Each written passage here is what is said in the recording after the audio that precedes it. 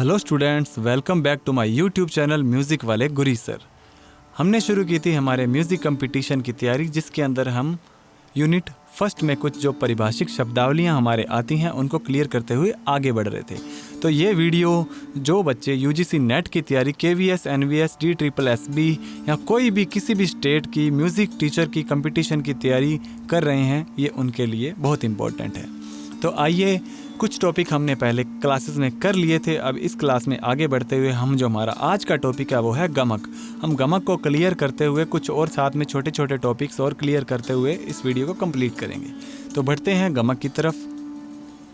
देखिए, गमक, पंडित शारंगदेव जी ने गमक को परिभाषित करते हुए लिखा है, स्वरस्य कंपो गमकः श्रोत्र चित्त सुखावह।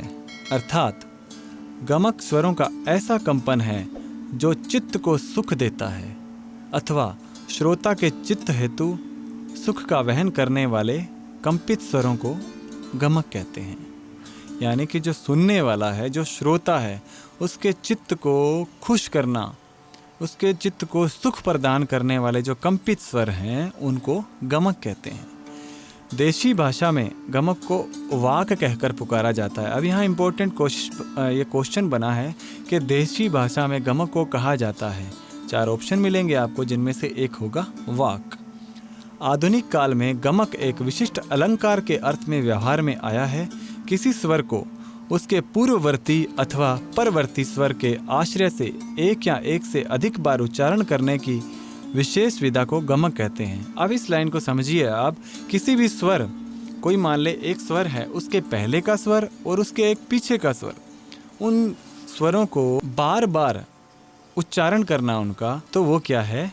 गमक है। गमक का प्रयोग अधिकतर ध्रुपद गायन में होता है, किंतु कुछ गायक गमक की तानों का प्रयोग ख्याल की तानों में भी लेते हैं। जैसे खटका, मुर्की, जमजमा, मींड, सूत, कंपन, गिटकरी इत्यादि किसी न किसी रूप में गमक का प्रयोग कंठ व वाद्य संगीत दोनों में होता है। ये जो नेम दिए गए ना, खटका, मुर्की, जमजमा, मींड, सूत, कंपन, गिटकरी इत्यादि, ऐसे कई जो प्रकार हैं, इनका उपयोग कंठ और वाद्य संगीत में होता है। अब आते हैं 10 विधि गमक। ये बहुत इंपॉर्टेंट टॉपिक है, इसको आप साथ के साथ नोट कीजिएगा। दक्षिणी संगीत में ग्रंथों में गमकों के 10 प्रकार। अब कहाँ है ये? दक्षिणी संगीत में गमकों के 10 प्रकार मिलते हैं, जिन्हें 10 विधि गमक कहते हैं। इस प्रकार ये 10 प्रकार हैं, वो निम्न प्रकार हैं: आरोह, अवरोह, ढालू, स्फुरित, कंपित, आहत, प्रत्याहत, त्रिपुच्छ, आंदोलन और मूर्छना। ये कहाँ है? दक्षिण संगीत के ग्रंथों में 10 विधि गमक का वर्णन किया गया है और 10 प्रकार ये हैं इसके। अब आती है आगे पंचदश गमक। पंचदश गमक बृहद्देशी संगीत रत्नाकर, भरतभाष्यम और मानसोला, ये 4 ग्रंथों के नाम दिए गए हैं हमें, ठीक है। आदि ग्रंथों में भी गमकों का विवरण प्राप्त होता है, परंतु सर्वप्रथम संगीत रत्नाकर में गमक का स्पष्ट लक्षण दिया गया है। अब क्वेश्चन यहाँ ये बनता है कि सर्वप्रथम कौन से ग्रंथ में गमक का स्पष्ट लक्षण दिया गया? तो वो दिया गया था संगीत रत्नाकर में। इस ग्रंथ में प्राचीन परंपरा के अनुसार चली आ रही 7,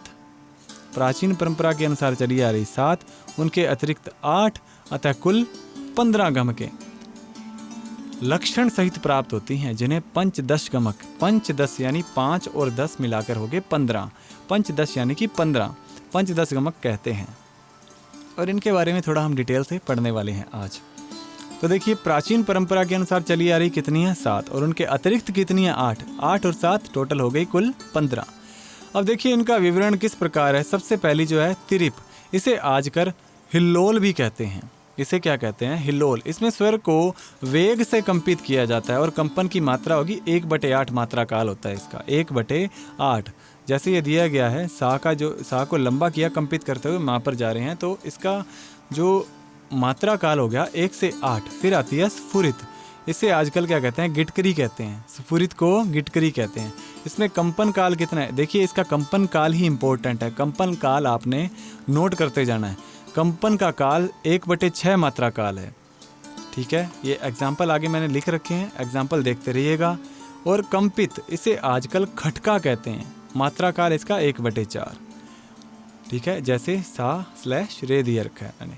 लीन, जब कोई स्वर आधी मात्रा के काल में किसी आगे या पीछे के स्वर में लीन हो जाए तो उसे लीन गमक कहते हैं। मतलब किसी स्वर की आधी मात्रा जो है वो आगे वाले स्वर के साथ में लीन हो जाए, जुड़ जाए, तो लीन कहलाती है वो। फिर आती है आंदोलित, एक मात्रा के काल में कंपन करने को आंदोलित गमक कहते हैं, एक मात्रा के काल में।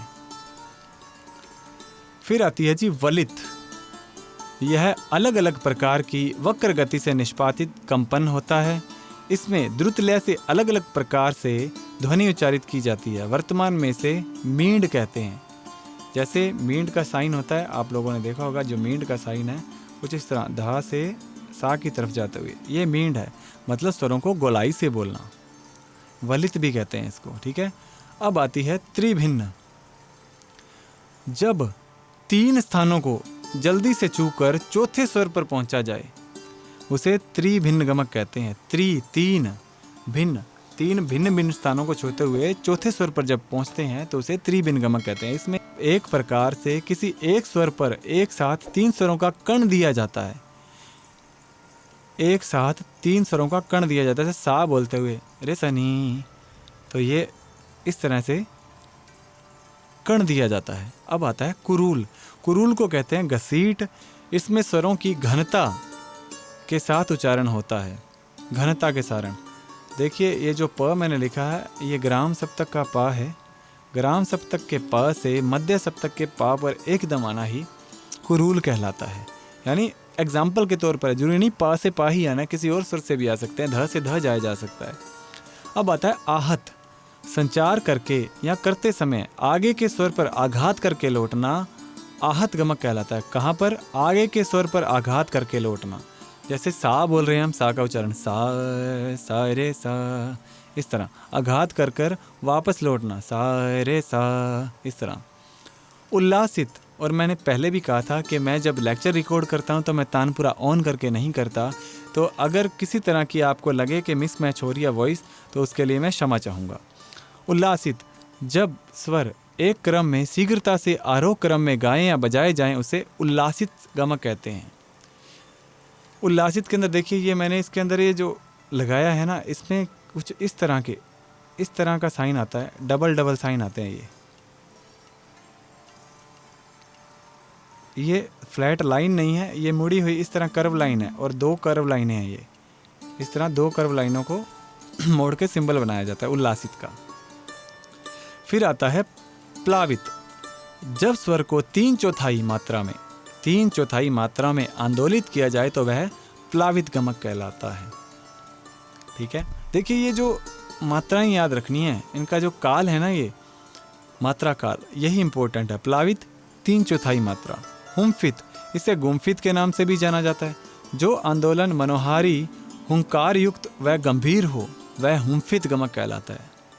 अब यहाँ पर फिर मैंने जो नोट किया है, यहाँ पे जो पा है, पा के नीचे डैश लगाया, मतलब ये डॉट है, ये डैश नहीं है, डॉट है।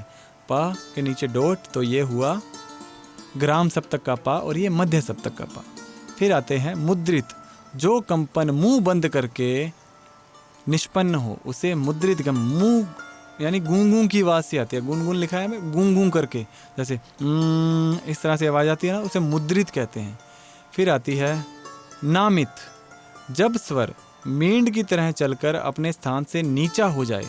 नामित में नीचा हो जाए मतलब मींड के स्थान पर, जैसे ग स्वर से रे आ रहे हैं, इसी प्रकार जब नामित की उल्टी गमक नीचे स्वर को छूकर एकदम ऊंचे स्वर पर ठहर जाए उसे निवृत्त गमक कहते हैं। ये ध्यान रखिएगा आप, नामित और निवृत्त। नामित तो होता है कि ऊंचे स्वर से नीचे की तरफ आना, और नामित में क्या, और निवृत्त में क्या होता है, नीचे स्वर से ऊपर के जो स्वर है उस पर ठहर जाना, यानी कि जैसे रे ग में जा रहा है। फिर आता है जी मिश्रित। नेक्स्ट है मिश्रित, उपरोक्त बताए गए गमक के प्रकारों के मिश्रण से जिस गमक की निष्पत्ति होती है वह मिश्रित गमक कहलाता है। यानी कि सब गमक है ऊपर बताएगी, उनका मिश्रण क्या है, मिश्रित गमक कहलाएगी। इसी तरह ये गमक का तो टॉपिक हो गया कंप्लीट। अब हम अल्पत्व और बहुत्व के बारे में थोड़ा सा ध्यान देते हैं। अल्पत्व क्या है? रागों में अल्पत्व का बहुत महत्वपूर्ण स्थान है। अल्पत्व का अर्थ है कमी के साथ। अल्पत्व का अर्थ है कमी के साथ। राग को विस्तारित करते समय जिन स्वरों का प्रयोग राग में कम होता है उन्हें अल्पत्व कहते हैं। यानी जिन स्वरों का प्रयोग राग में कम हुआ, अल्पत्व हो गया। अब अल्पत्व मुख्य दो प्रकार का होता है, एक तो लंघन और दूसरा अनाभ्यास। अल्पत्व का प्रयोग होता है स्वर का अल्प यानी कम प्रयोग, अर्थात अल्पत्व बहुत्व के बिल्कुल विपरीत होता है। अब देखते हैं कैसे होता है। लंघन द्वारा अल्पत्व तब होता है जब किसी स्वर को आरोह या अवरोह में छोड़ दें या लांग जाते हैं। जैसे शुद्ध कल्याण में निषाद का अल्पत्व है, उसे आरोह में छोड़ देते हैं। कहाँ छोड़ देते हैं? आरोह में। यदि कोई स्वर राग में वर्जित है तो वह अल्पत्व की श्रेणी में नहीं आएगा। कोई वर्जित स्वर है तो अल्पत्व की श्रेणी में नहीं आएगा, अपितु जो स्वर राग में प्रयुक्त तो हो रहा है लेकिन अल्प प्रयोग हो वही अल्पत्व कहलाएगा। अब आता है अनाभ्यास द्वारा अल्पत्व वह होता है जब राग में किसी स्वर का प्रयोग बहुत कम या अल्प किया जाता है। इस स्वर को अन्य स्वर की तरह बार बार नहीं कहा जाता और न ही उस पर ठहराव किया जाता है, अपितु यदा कदा यानी कभी कभी अल्प मात्रा में उसका प्रयोग करते हैं। पर क्या है, कभी कभी अल्प मात्रा में उसका प्रयोग करते हैं, वह अनाभ्यास में अल्पत्व कहलाता है। जैसे राग भीमपलासी में दैवत का अनाभ्यास में अल्पत्व है ना। दैवत का प्रयोग भीमपलासी में होता तो अवश्य है, किंतु न ही तो उस पर ठहराव होता और न ही राग में लगने वाले अन्य स्वरों की भांति से महत्वता प्राप्त है। यानी भीमपलासी में ना तो दैवत पर क्या है ठहराव है, ना ही बाकी स्वरों की तरह से महत्वता प्राप्त है। इस प्रकार हम समझ सकते हैं कि जिन स्वरों का प्रयोग राग में अल्पत्तापूर्ण यानी कि बहुत कम होता है उसे अल्पत्व कहते हैं। रागालाप में अल्पत्व और बहुत्व का बहुत महत्व है। मतलब किसी राग का आलाप करते समय अल्पत्व और बहुत्व का बहुत महत्व रहता है। आज भी शास्त्रीय संगीत में किसी किसी को गौड़ और किसी को महत्वपूर्ण बनाकर राग विस्तार करते हैं। इसी को अल्पत्व और बहुत्व कहा जाता है। नेक्स्ट टॉपिक है बहुत्व। रागों में बहुत्व का भी बहुत महत्वपूर्ण स्थान है। इसका अर्थ है ज़्यादा तादाद में। राग में जिस स्वर का प्रयोग बहुत अधिक होता है उसे बहुत्व कहते हैं। जिस स्वर का उपयोग बहुत अधिक होता है, ज़्यादा होता है, उसे बहुत्व कहते हैं। बहुत्व के भी दो भेद होते हैं। कौन से? अलंघन बहुत्व और अभ्यास द्वारा बहुत्व। राग में विस्तार करते समय कुछ स्वर ऐसे होते हैं जिन्हें बार बार दर्शाया जाता है। ऐसे स्वर जिनका प्रयोग राग की शोभा बढ़ाता है, जिसके कारण उन्हें पुनः पुनः यानी कि बार बार गाया जाता है। इस प्रकार के स्वरों का प्रयोग होना ही बहुत्व कहलाता है। जैसे कोई राग ले रहे हैं हम, उसके अंदर उस स्वर को हम बार बार गा रहे हैं, आरोह में भी अवरोह में भी किसी स्वर को लांग कर फिर से हम उसी स्वर पर आ रहे हैं, तो यानी कि उस स्वर का वहाँ पर क्या हो रहा है? बहुत्व हो रहा है। इसलिए उस स्वर का प्रयोग होना ही क्या कहलाएगा? बहुत्व कहलाएगा। अब आगे बहुत्व के प्रकार, इसके प्रकार कौन कौन से हैं वो देखते हैं। हम थोड़ा डिटेल में पढ़ेंगे इनके बारे में। सबसे पहला है अलंघन द्वारा बहुत्व। जब किसी स्वर का जो राग में बार बार प्रयोग होता हो, बार बार प्रयोग किया जाए, उस पर अधिक न रुका जाए, ऐसे स्वर के कारण अलंघन से बहुत्व होता है। मतलब देखिए, जो राग में बार बार प्रयोग होता हो, बार बार, ठीक है, उस पर ज़्यादा रुका ना जाए, मतलब उसको क्या करते हैं? अलंघन से बहुत्व करते हैं उसका। जैसे याग देखिए, राग यमन है, राग यमन के अंदर तीव्र म का प्रयोग होता है। आरोह अवरोह करते हुए तीव्र म का बार बार प्रयोग करके आगे बढ़ते हैं, उस पर अधिक ठहरते नहीं हम। जैसे प म ग, म प ध, म प म ग, यही क्या है? अलंघन द्वारा बहुत्व है। इसमें क्या किया हमने? म पर जो है ठहराव नहीं किया, म पर हम रुके नहीं, यहाँ पर रुके ग पर और लास्ट में फिर से ग पर रुके। तो यहाँ पर इसका क्या किया था हमने? अलंघन द्वारा बहुत्व किया है। फिर है अभ्यास द्वारा बहुत्व। इसका तात्पर्य है उस स्वर पर ठहराव से होता है। अभ्यास द्वारा बहुत्व क्या होता है? स्वर पर ठहराव। और अलंघन द्वारा में क्या था कि उसके ऊपर हम उसको लांग के जा रहे थे बार बार, इसमें होगा ठहराव। जो स्वर राग में बार बार प्रयोग हो और उस स्वर पर ठहराव किया जाए, यह अभ्यास द्वारा बहुत्व कहलाता है। स्वर की बारंबारता होने पर प्रत्येक बार उस पर अभ्यास या ठहराव अवश्य होना चाहिए। मतलब स्वर को बार बार हम गा रहे हैं तो हर बार उस पर क्या है? अभ्यास से ठहराव होना चाहिए। जैसे बागेश्वरी में क्या होता है? ये दैवत है, ठीक है, दैवत। बागेश्वरी में दैवत स्वर पर अभ्यास होता है क्योंकि वह बार बार प्रयोग में आता है। तो ठहराव का स्वर कहलाता है। जैसे ग म ध हमने धा को थोड़ा आंदोलित करते हैं, कोमल गा लगाकर म ध, यानी कि इसमें पा यूज नहीं होता, तो ध पर क्या आंदोलन, फिर नी ध म ग रे सा, इस तरह क्या है इसमें इसका प्रयोग हम करते हैं आंदोलन के द्वारा। सर्वप्रथम शारंग देवकृत संगीत रत्नाकर ग्रंथ में अल्पत्व बहुत्व का वर्णन देखने को मिलता है। यहाँ ये इंपॉर्टेंट लाइन है, देखिए इंपॉर्टेंट है। सर्वप्रथम शारंग देव ने संगीत रत्नाकर ग्रंथ में अल्पत्व बहुत्व का वर्णन किया। अभी पीछे एग्जाम जो रद्द हुआ है उसके अंदर क्या हुआ था, ये पूछा गया था ना क्वेश्चन इस तरह का, तो इसी तरह ये इंपॉर्टेंट क्वेश्चन इसमें ये बन रहा है कि सबसे पहले अल्पत्व बहुत्व का प्रयोग किसने किया था, वो संगीत रत्नाकर में किसने किया, शारंग देव ने।